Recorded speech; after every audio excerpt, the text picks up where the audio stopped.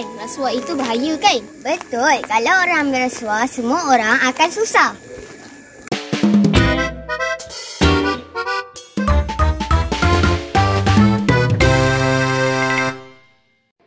Rasuah ialah apabila seseorang memberi sesuatu seperti wang atau hadiah untuk mendapatkan kelebihan yang tidak adil. Contohnya, memberi hadiah supaya memenangi acara lomba lari. Itu salah.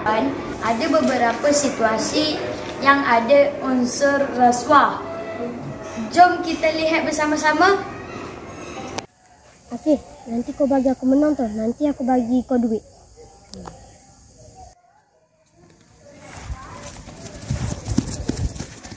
Kalau aku dah cakap bagi aku menang, nanti aku bagi kau duit. Aku tahu, tapi cara kau tu salah. Tu kan rasuah. Laika, apa ya kesannya rasuah dalam situasi satu?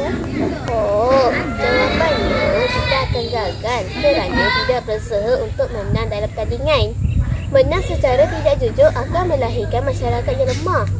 Oh.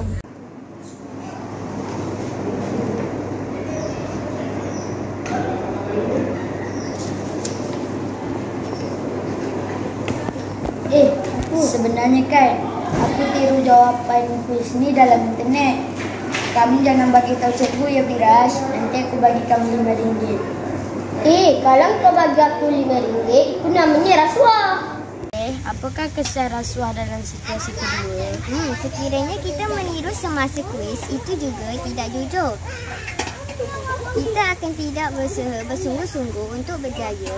Ingat, jujur itu hebat.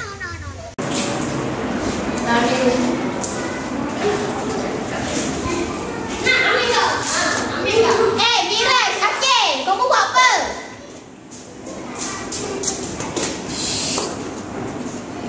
Kamu jangan bagi tahu cikgu. Nanti kita orang boleh hadiah. Tapi itu tidak jujur. Ini macam rasuah kecil. Firas, Akil, rasuah itu bukan sahaja beri duit. Kalau beri hadiah supaya tutup mata untuk kesalahan, itu juga rasuah. Akil, kamu tahu apa kesan rasuah dalam situasi ketiga? Dalam situasi ketiga, kesan rasuah akan menyebabkan orang lain hilang kepercayaan kepada kita.